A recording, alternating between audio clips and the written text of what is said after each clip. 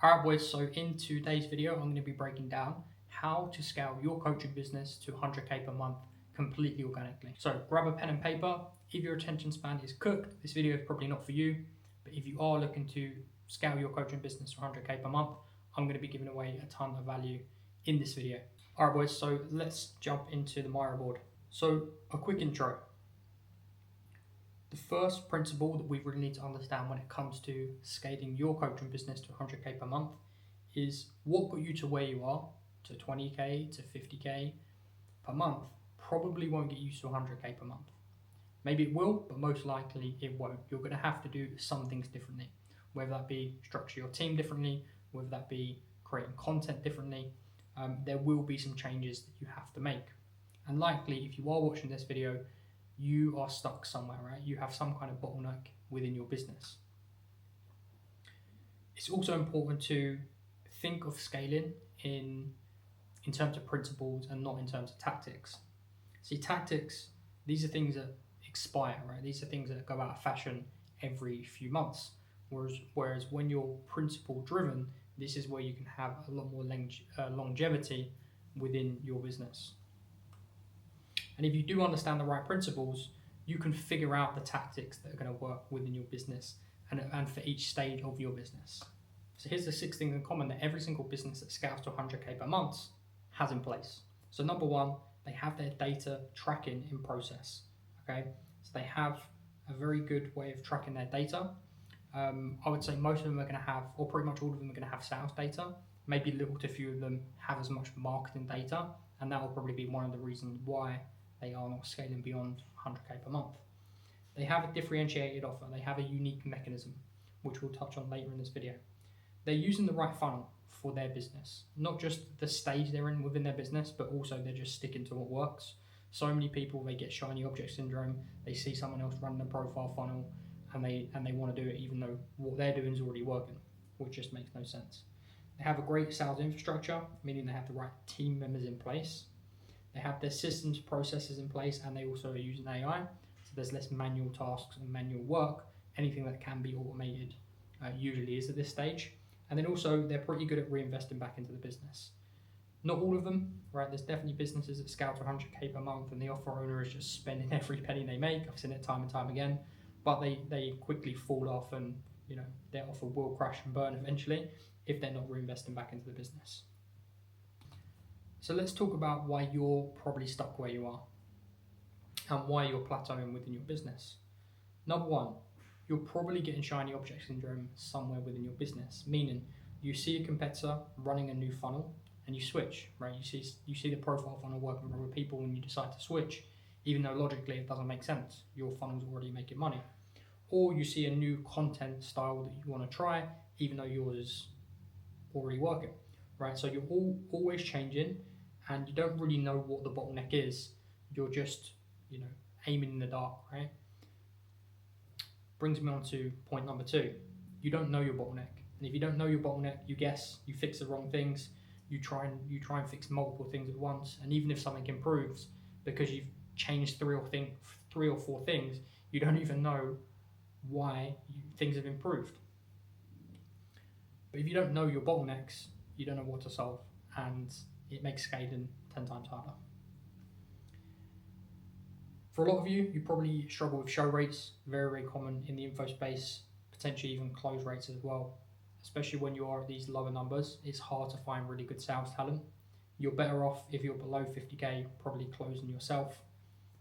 You can eventually get a closer, but again, it's harder to get that real good talent when your offer's not already doing numbers. Number 4, you are the bottleneck, meaning you're doing everything. You're doing sales, you're doing fulfillment, you're doing marketing, ops, hiring, content, everything.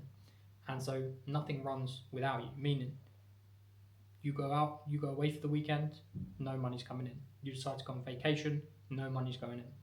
So at this point, if you are the bottleneck, you want to start outsourcing some of the stuff that's not lower value, but is less revenue producing, right? You pretty much just want to stay, let's say you're at 50k per month or under 50k a month. You just want to stay on content, fulfillment, and doing sales. Everything else you can outsource. Video editing, video scripting, video ideation, all the ops. the hiring, right? Work with a hiring company if you need to hire other staff. And then eventually, obviously, you went outsource to sales as well. You really want to get into the point where you're just focusing on content fulfillment. And even bringing in coaches to help you with fulfillment, content is your highest leverage. Number 5, you look like everybody else, meaning you're in a market where there's plenty of other people making the same claims as you. You sound like everybody else, you look like everyone else, your content looks like everyone else, you have no unique mechanism, you have no unique angles or positioning, and then you're competing on price and personality. Don't get me wrong, this can work, right? If you're someone that's super likable and people just like you. An example is Bruce Scales.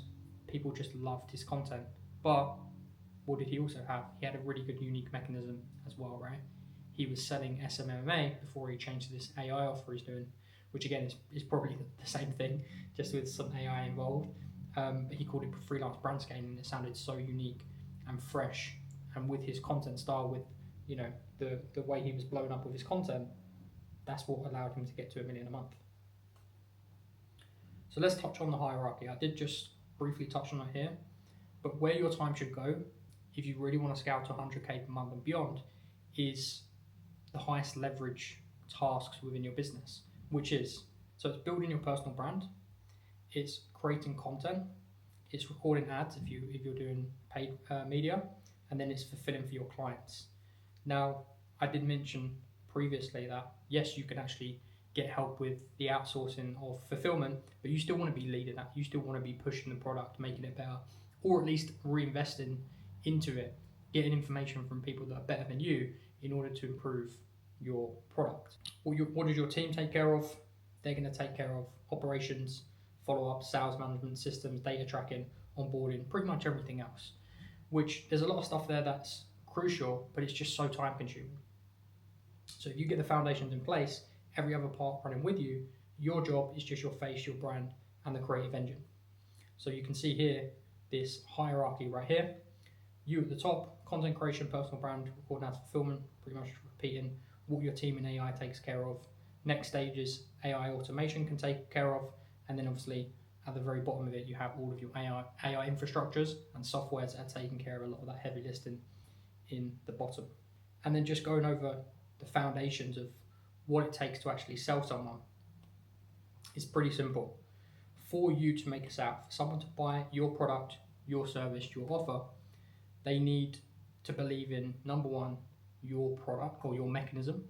They need to believe that you are the person that's going to help them get there. And then they need to believe in themselves that they can do it. So if your offer sounds really complicated, like it takes a lot of steps and super out of their comfort zone, they're not going to believe in themselves, and it makes it 10 times harder to actually make the sale. Miss one and they're pretty much never going to buy. So let's start with data, because data really is the foundation. No matter where you're at in your business, if you don't have proper data tracking systems in place, you are making it harder for yourself. Whether you're at 5K a month, 10K a month, 50K a month, 100K a month, $1 million a month, if you do not have a bird's eye view of all the data within your business, sales, marketing, even fulfillment, you're shooting yourself in the foot. So you really want to be able to see every single part of your business. That way, when you are stuck, you know what the bottleneck that you need to fix is. And when you have that data, you overcome it, like I said earlier, 10 times faster. So here's the principles. Without data, every problem does look like a marketing problem, or closers or a sales team blames on marketing, marketing blames on sales team. When you don't know, people are always going to point fingers, and at the end of the day, you don't know. So here's some of the key metrics that you'll want to track. So it is going to depend on the funnel you're running and your team structure. So it could be all of these, or it could be some of these. Cost per lead, if you're running paid ads, opt-in rate, if you're running some kind of funnel where there's an opt-in step, your lead to booked call rate, if you have a setting team, this is super important. Cost per booked call, obviously if you're running paid media, your cancellation rate, your show rate, your close rate, your speed to lead. Pretty much every funnel, you're going to want to track these. Your cash collected per lead incoming into your business, your cost to acquire a customer, your return on ad spend, and then your cash collected per booked call. Now, I really, really, really like this metric. Everybody, if you're running some kind of paid media, track cash per booked call. This is more important than tracking close rate for your closers. Why? Because what if people can easily manipulate their numbers, first of all, and close rate is kind of a bit of a vanity metric. Why? So let's say one closer, their show rate is 40%. So they have 50 calls on the calendar, but only 20 of them show up to the call. Out of those calls, let's say 50% of them close, so they've closed 10 deals, an average order value of $3K, that's $30,000 into the business. But cash per booked call, meaning they collected 30K, but there was only 50 calls on the calendar, you do the maths, that's like $600 per booked call, right? Let's take another closer. They have 50 calls on the calendar and 80% of them show up because they're putting in that extra effort. They're doing personal outreach, they're sending personalized looms, they are, meeting with the client before the meeting, they're calling them, they're texting them, they're sending them over relevant case studies to what the client said on their type form or their application form. So 80% of those 50 show up, that's 40 people show up, but they only close at 33%. So that's around, let's say 13 to 14 people that close, let's round it down to 13. Their close rate's only 33%, but they've actually closed 13 people at an average order value of 3K, they've collected 36K. So they're actually more efficient, right? They're actually making more money for that business with the same amount of calls. So like I just mentioned, not every single one of these metrics will apply to every funnel. It does depend on your funnel type. If you're running ads, there's obviously no cost per lead, but whatever your funnel is, just track every part of your funnel. So track them all the way from the top of your funnel, whether that be a YouTube video, all the way to when they close, and even after that, the actual client journey, once they're a client, track that as well to see what can be improved. Because with this data, you can get those metrics and obviously build off those metrics. And when a bottleneck does come up, you will know exactly where to look and what to fix within your business in order to move on to the next level. So here I've put 2 screenshots of a client of mine, of the dashboard that we have and some of the numbers that we done in March. So you can see we have like a bird's eye overview in this overview section of cash collected. We do monthly pacing so that we can see, let's say it's 3 days into the month, we've collected 30K. It's then going to work out 30K divided by 3 times by the amount of days in the month, and then that's going to give you like what we're pacing for the month. Also have like deals closed, average order value, webinar registrations, because we've run a monthly webinar with this client as well as the VSL. We have qualified leads, booked calls, cancelled, no shows, live calls, deposits, show rate, deposit close rate, and then overall close rate. So we have this overview dashboard, but we also have webinar funnel tracking, we have a VSL tracking, we have ads tracking, YouTube tracking, we have client CRM where we're able to see who's on track and who's behind. And if someone misses a payment, it lets us know they're behind. So having this full overview dashboard is so important when you want to scale. And a lot of people neglect back-end payments as well. What do I mean by that? If someone comes in on a payment plan, they're not actually tracking, are people on time with their payments, and they're not actually making the effort to collect that cash. If you can see here, just from March, we've got 86,000 outstanding. We also have a few other things that we track here. So we track like the closers, commissions, etc. And so when you have all of this data in one dashboard, think of how much time that saves you. When it comes to payday, you just have it there, right? You're not having to work out all the commissions. Same with profit and loss. We have that all worked out within our dashboard, and I built this with Claude Code. So if you are someone that is looking to start, scale your coaching business, you're stuck where you are, you have bottlenecks, you don't know where they are, what they are, or even if you just want like a data tracking system, there's something in this video that you like or you've seen and you maybe want us to implement that for you, click the link below, book a call with me, and I'll be more than happy to help. I'm just going to quickly touch on tracking client feedback. You'll do this differently if you've got like a B2C offer or B2B offer. If you guys know who Nick Settin is, he has a very good form when he onboards his clients, which is a bit more B2B. When you're doing B2B, because they are businesses, they understand how business works, and you can be a little bit more I want to say cheeky with the things that you're asking them, and a little bit more direct because they're business owners and they understand. But if you're running a B2C offer, I do feel that when you first onboard them, you want to be a little bit more reserved, right? You don't want to be, asking them, why did you pay in full? Like, what made you buy from us instead of a competitor? Like, be a little bit more subtle with it. And I'll show you what we do with our clients. So we have an onboarding form, which the closer fills out. So when the closer closes the deal, they fill out the form and they will answer stuff like, where did they first hear about us? What was the main reason they bought? Like, what was the main part of the program that made them want to buy? And some other questions, right? The closer will have that information from the sales call. And then they're also going to put in their name, email, phone number, what package they bought, what was the payment plan, all of the payment plan dates and amounts. And then that way we have all the information. That automation triggers everything else in our workflow, send it to the dashboard, client CRM, commission trackers, everything. So that is super, super important, having something like that automated. It saves so much time. So then we send them that welcome email, gives them all of the instructions for onboarding, and then we have 2 follow-ups. We have a 30-day follow-up email, which just gives them like a questionnaire to fill out with feedback, etc. And then we also have a 90-day one as well. The most important thing here is to think in first principles, because every offer might have slightly different questions you want to ask. So just think about, what do I need to know to get better results for my clients, and what questions do I need answer to see what is working or not. Again, these questions are going to depend on your niche and your offer, and this is just a bit of a template or an example of what we use. So next, when you have your data in place, your offer is super important. Why is an offer so important?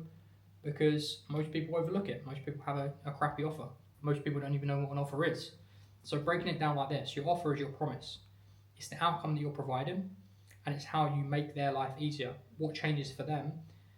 This is what people pay for. They don't really care about the deliverables so much, right? They don't really care about too much about what they're doing. They only care about what they're doing because maybe they've seen an ad and they think it can work for them, right? But ultimately, the only thing they care about is the outcome. What can they actually get out of this? Who are they going to become in the process? Your product is really your deliverables. This is how you fulfill on your promise. This is the modules, the calls, the template, the cadence, the delivery method. People don't really care about this as much. So let's touch on unique mechanism, because this is what's going to set you apart from the competition, and this is how you have people like Brett Scales going into a super, super competitive market like SMMA, where it's like people have done this for years and years and years. People have been burned, fucked over and over again. But because he repositioned it as freelance brand scaling, it sounded new, it sounded fresh, it sounded exciting, and he was hitting 1 million months. Nobody, if you told someone that in the beginning, I'm going to scale a SMMA offer to 1 million a month, 99% of people would say you're absolutely crazy. So a good offer makes everything easy. A great offer, marketing becomes easier, sales calls convert naturally, people buy without hard selling, and proof becomes undeniable. Good offers really sell themselves. Another part of a good offer or a good product is obviously actually getting people results.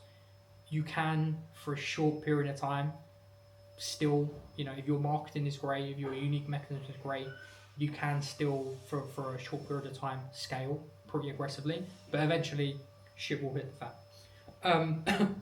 A weak offer, you need better marketing to compensate.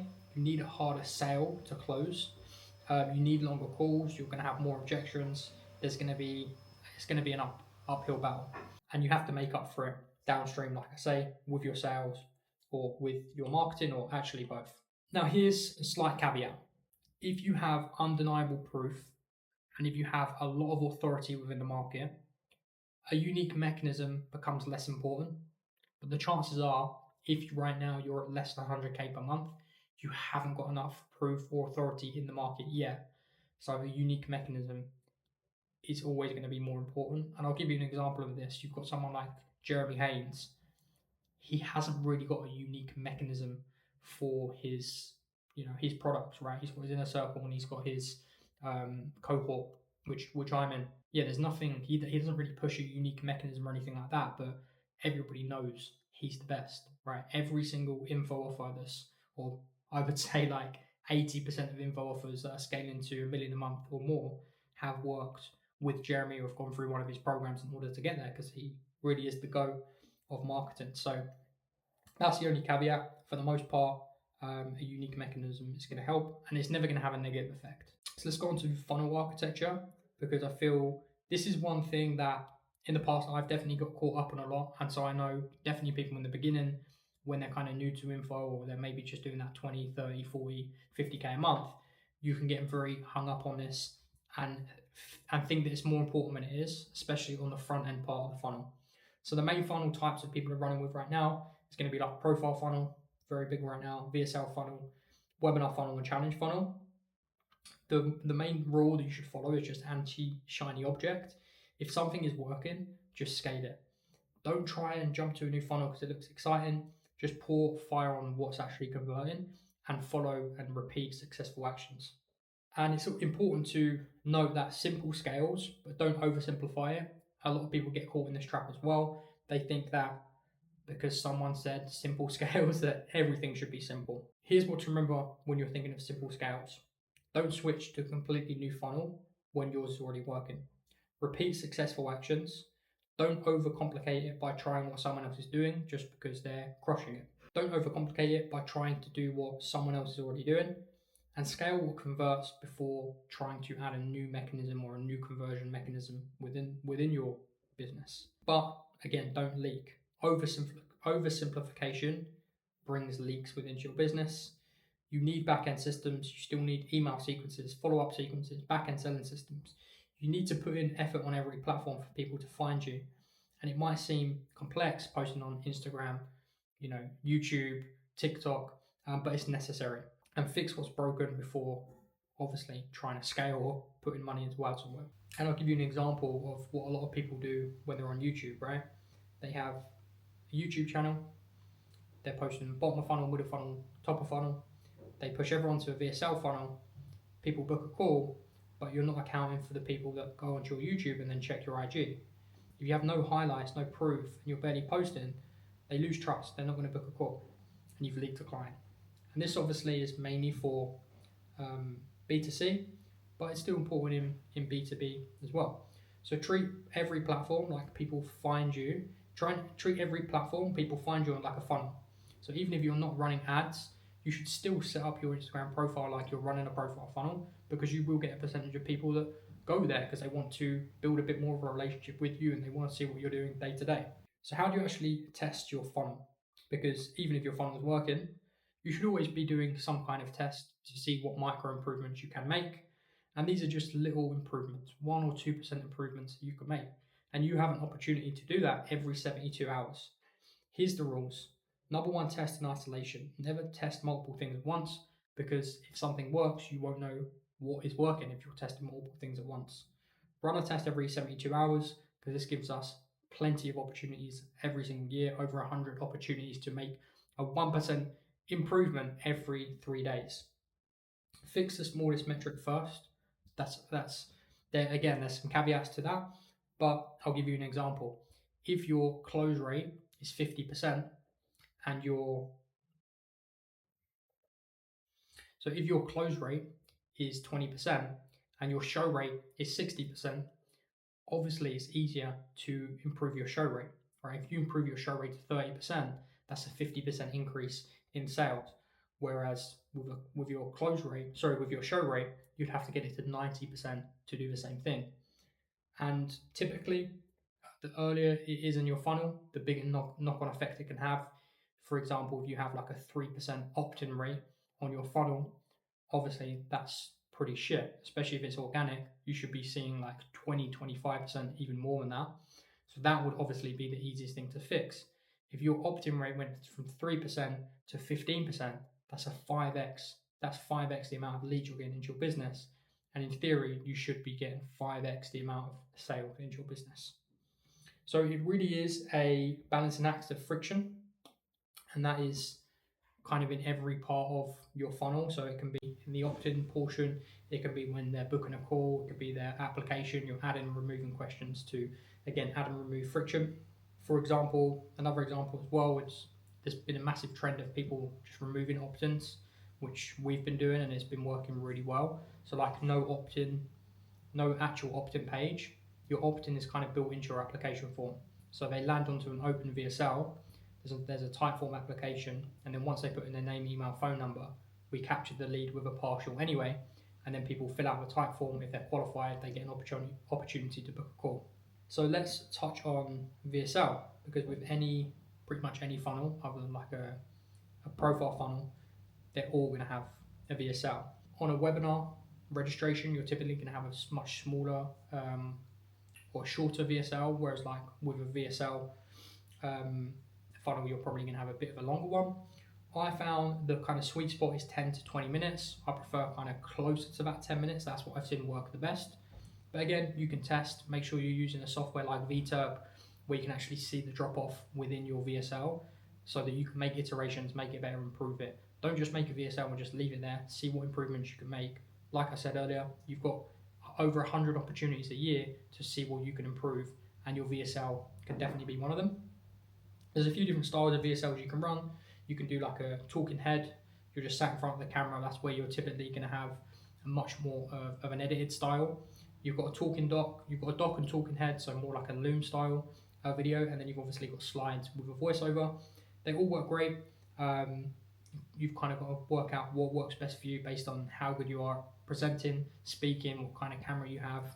But honestly, as long as the script is very good, as long as you're actually following a very good script, it's not going to make a huge difference. So what does the perfect VSL page look like, in my humble opinion? So I think VSLs, for the most part, is the type of funnel that pretty much everyone should run, because it is the safe option, but it is just tested time and time again. It works organic, it works paid, and especially when you're running paid, there's some really cool things you can do with it when you set up your page or your VSL like this. So what I like to do is I have a headline, and then I usually have a sub-headline. Headline is where you're really capturing their attention, and you're either selling them on your transformation or selling them on the transformation they're going to make. Your sub-headline, that's where you're going to go into a little bit more detail of the specifics that this video covers, or the VSL actually covers. Then your VSL video. Then below that, you have your apply now button. Typically, if I'm running, so you can do it one of two ways. You can just have your Typeform embedded, or you can have an apply now button. When they click that, the Typeform pops up. What I have found when running paid ads, if you have that apply button above the fold, you have a slightly higher conversion rate from your VSL page to a booked call. Mainly because they don't have to scroll in order to take that action. They literally, boom, watch the video, they tap apply now. So again, you can test that, see what works for you, but it's a similar process. Below that, you've got your results, social proof, testimonials, that kind of thing. Don't overcomplicate it. This is where simple does scale. You don't need tons of copy on this landing page. Just keep it simple. Your VSL is your main conversion mechanism, and then obviously that apply now button or the Typeform is where you're going to capture their information, the lead, and then obviously get them to a book call. Something that we do when we're running paid ads is in order to like get the best clients, we have routing logic within the Typeform. So anyone that's below, let's say $1,000, they don't even get an opportunity to book a call. The lead gets sent into our Slack, and the phone dialers can call them to qualify them or potentially sell them like a downsell, like a course just over the phone. If they're between, let's say 1K and 3K or 1K and 4K, they get sent to a landing page that does not have our pixel on it. So they still book a call, but we're not sending that data back to Meta, because we only want those top tier booked calls. And then let's say anybody that's over 4K, if their budget question, then we send that back to Meta, or we send that to a different landing page that does have the pixel on it, so that Facebook Meta is only converting for qualified or highly qualified booked calls. And again, depending on your offer, depending on your price point, you can change that, right?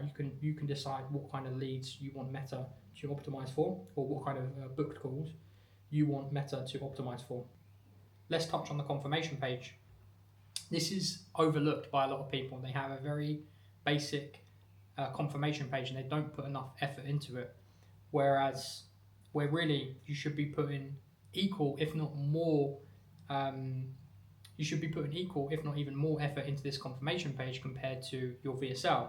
And here's why. if you're getting people to actually book a call and you're not putting in the effort to make sure they show up and show up excited and show up ready and show up with their questions, their main questions answered, you're shooting yourself in the foot. You're doing all this hard work up front and then you're not actually doing the necessary work on the back end. So here's how I like to set up my confirmation page, and I've literally built probably close to 100 of these pages, so I really do know what works. What I always do, or what I've started to do more recently, is I do a personalized section at the top, meaning when they actually book a call, it says congrats their first name, your call is confirmed for date and time. Just that little element is going to increase the amount of engagement you get on that page by a lot. Then you obviously have or below that, I'll usually have some kind of sub-headline where I'm saying, look out for a call from our team.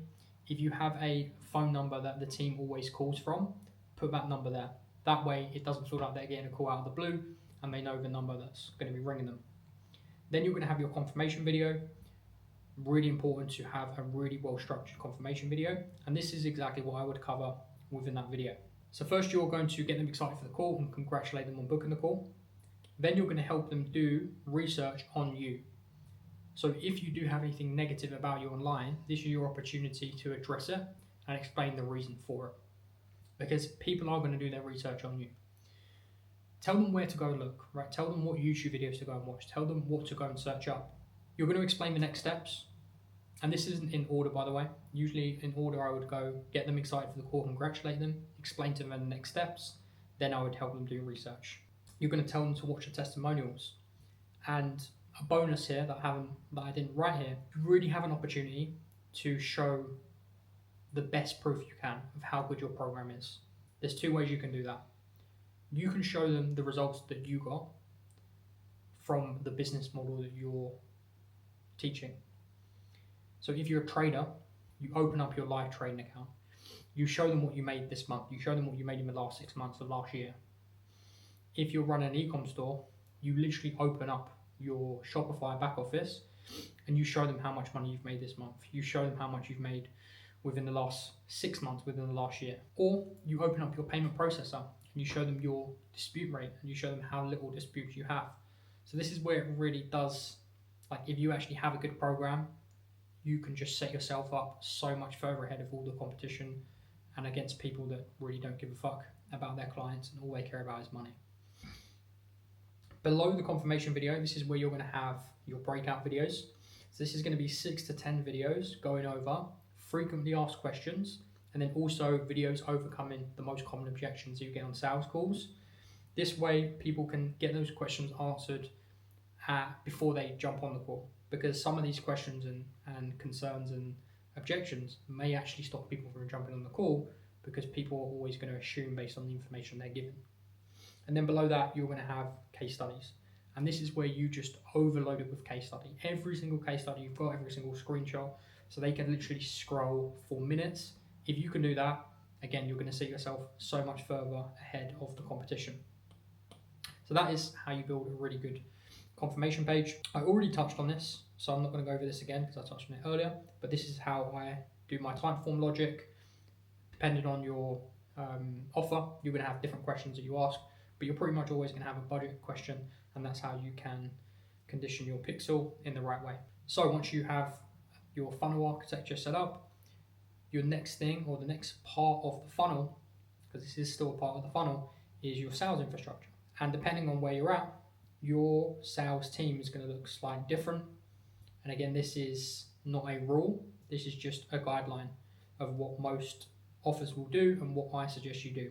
So if you're at 20 to 30K per month, you should still close, right? You shouldn't really hire your first closer till you're at that 30 to 50K mark.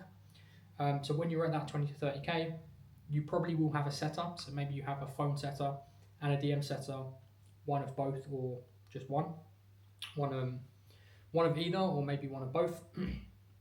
When you're in that 30 to 50K mark, that's when you're typically going to have your first closer and have those setters setting for those closers.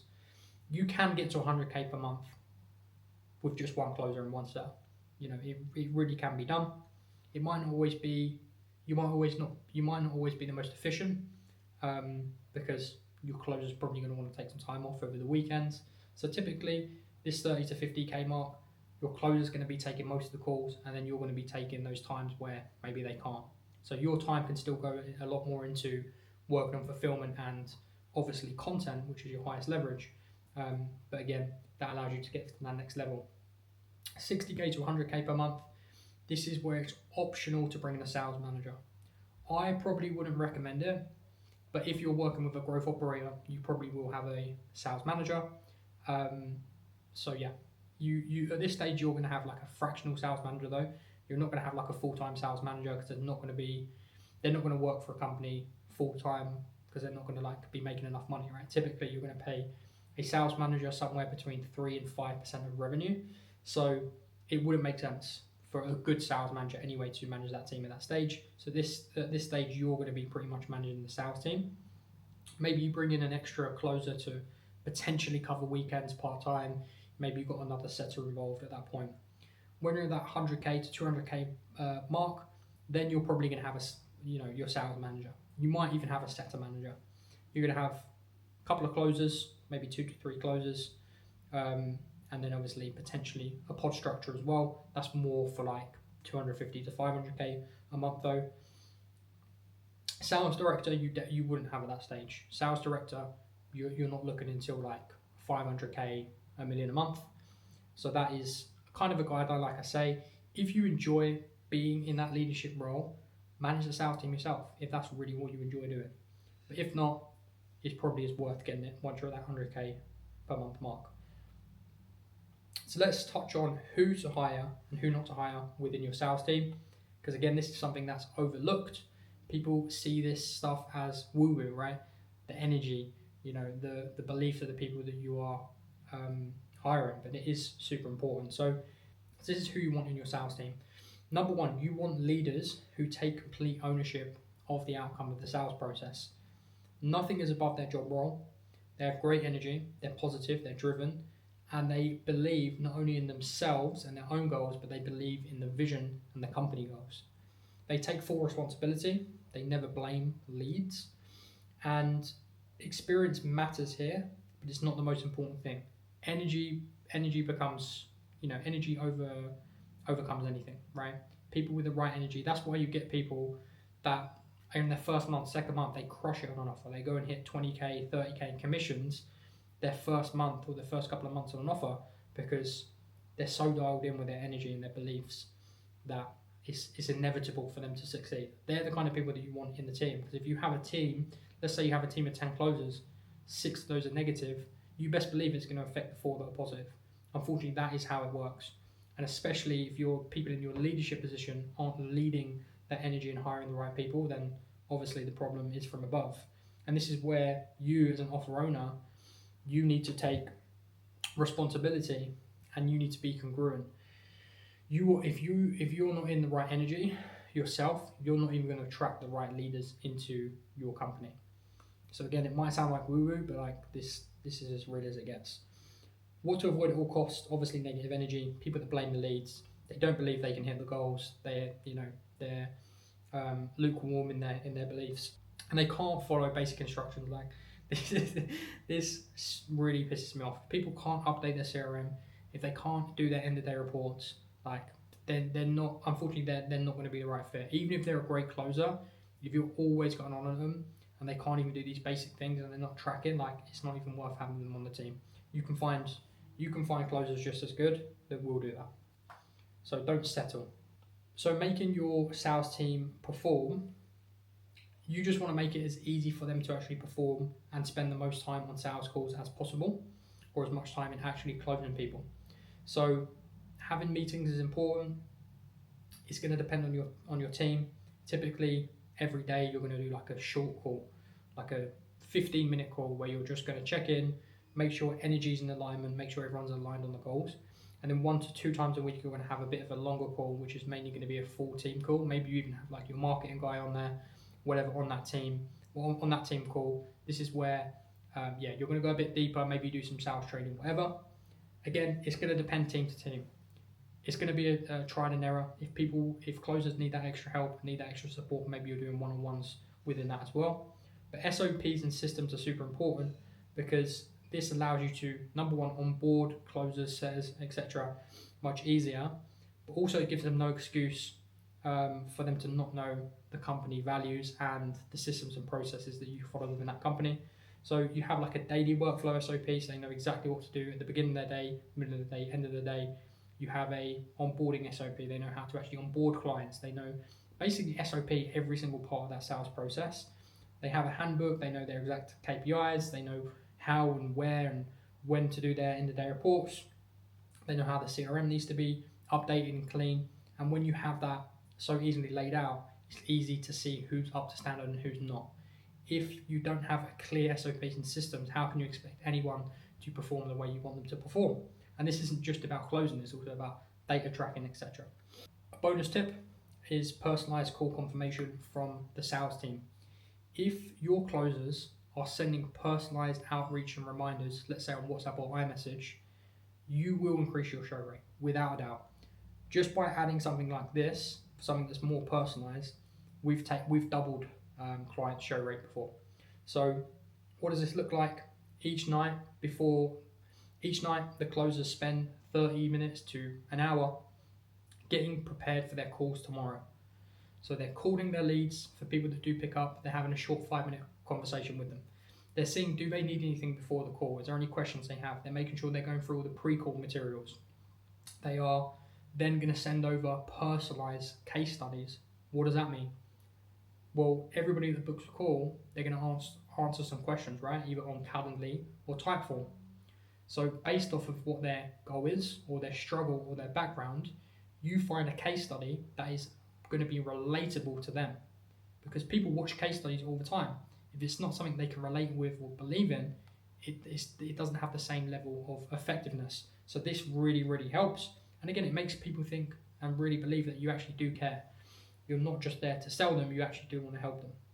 Again, that's another thing that's important. If you have closers there that are just there to close, just to make money, and they really don't care about people, you might find some closers that are good, they can close people, but they're not going to be the best closers.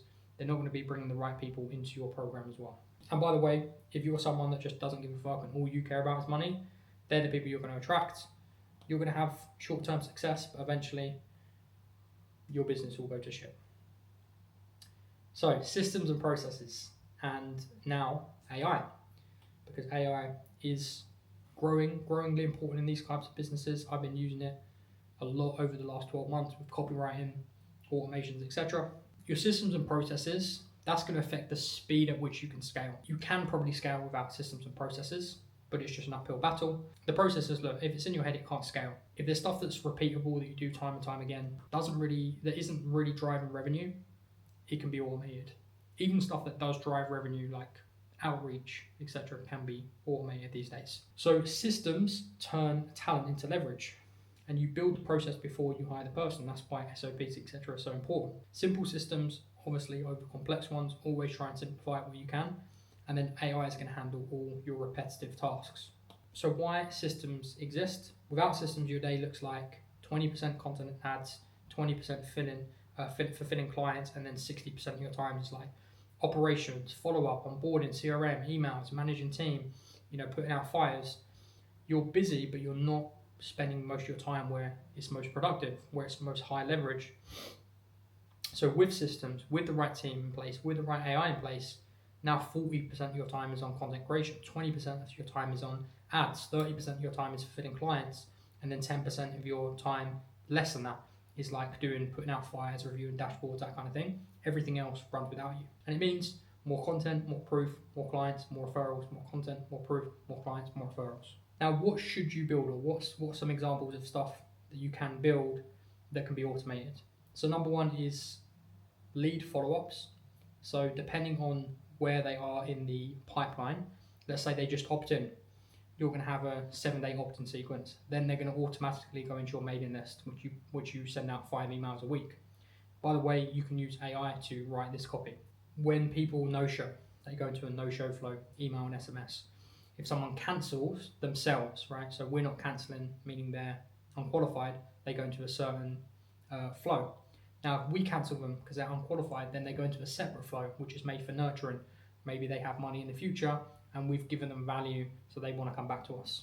You have your pre-call nurture. There's certain stuff here that you may want to automate, right? Maybe you want to send value-dense emails, 3 to 4 a day in some cases. For some offers that works. You send that automated. Your client onboarded. This is one that every single offer should have, because it's going to save your closers or you at least 15 to 20 minutes per client. And it also allows you to track everything like their payment plans. You send them a custom contract, so there's no like questions about when each payment should be made.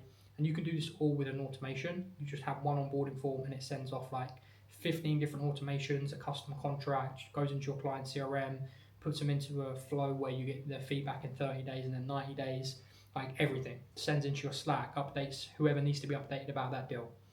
Content production. So for example, I created a Claude skill that helps me create these boards, right? So this board that we're looking at right now, I built a system with AI to build these boards. It's pretty simple. There's 2 starting points. I can just voice note, like using Whisperflow, exactly what I want to cover in the video, and I go into a lot of detail. I spend like 10-15 minutes talking to get the right details in, or I give it a competitor example, and it's going to take the structure and the layout of that video and the title, and it's going to basically recreate that video for me. Then we go back and forth a little bit, because it's going to give me like the layout, and then I'm going to say things I want to add or take away. Once we have that, it's then going to create between 30 and 50 different visuals. So each of these is an individual visual. It's going to give them to me. Again, I'm going to be able to review them. Do I like this? Do I like that? And then it's going to put it all into a board. And then what I need to do is put some finishing touches. So rather than a video taking me like 6 hours, like it usually would, from ideation to creating the boards, etc., it's now taking me like less than half of that. Usually I can do it in like an hour, hour and a half to get one of these boards ready, which again is a game changer, how much time that's saving me.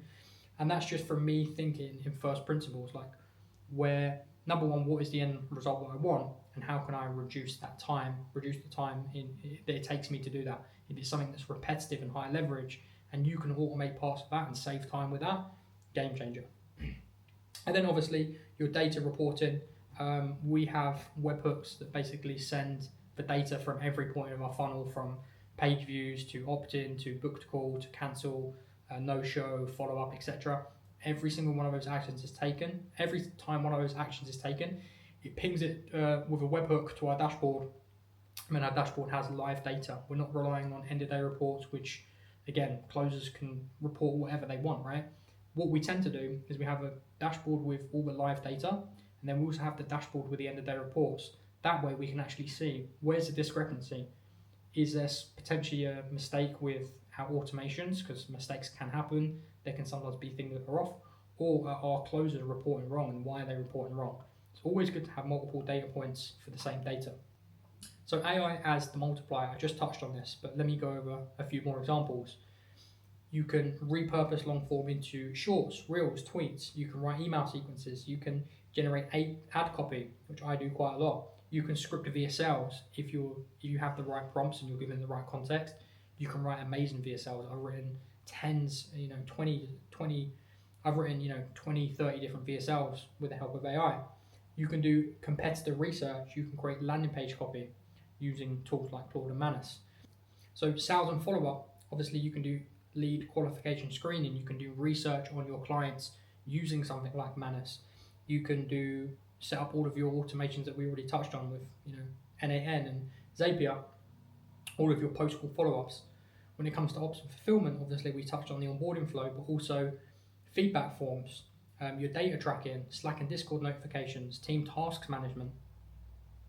The best tools you're going to use for this is going to be Claude. Always use Claude Desktop, NAN, Claude Code, Manus. You can do pretty much anything with these tools.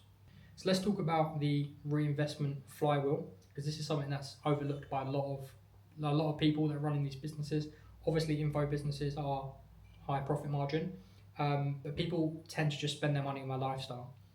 The best thing that you can do, if you are taking money out, invest it smart, right? Get a wealth manager, get someone who can look after money for you, set up an estate for you, but also leave money in the business to grow the business. Because if you want to start spending money on ads, if you want to reinvest back into fulfillment, that's where your money should be going into. Reinvest into talent, reinvest into ads, reinvest into new knowledge, right? Information yourself. Practice what you preach. You're selling information. Make sure you invest in information to make your product better, to get better at marketing, to get better talent. So the revenue comes in, you reinvest, you get better quality of calls and clients, more closes, and the cycle repeats.